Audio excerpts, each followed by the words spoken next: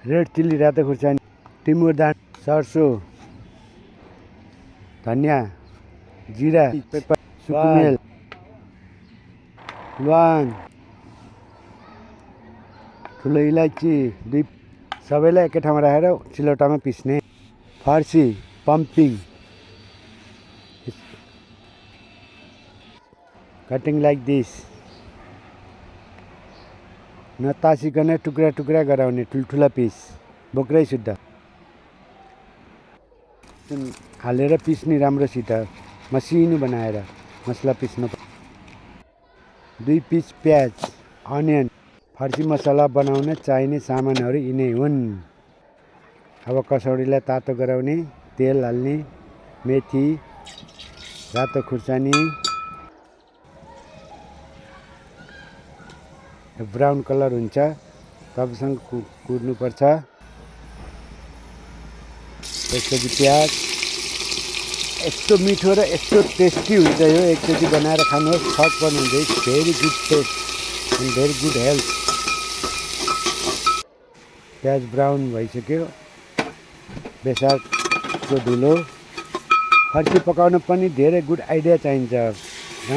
मसला पिसेको मसला पेस्ट, मसला पेस्ट,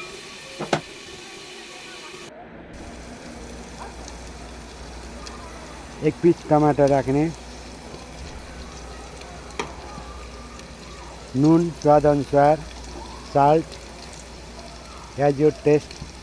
फर्सीलाई पनि mutton curry अथवा चिकन करी, चिकन दो प्याजको जस्तो मसला बनाएर बनाउँदाखेरि धेरै मिठो अनि स्वादिलो राम्रो हुन्छ। फाइदाजनक पनि चिज हो यो फर्सी। यसलाई राम्रोसित चलाउने, मसला राम्रोसित पाक्नुपर्छ। Nicely cooking to masala, pumpkin masala. This is pumpkin masala. Put the pumping.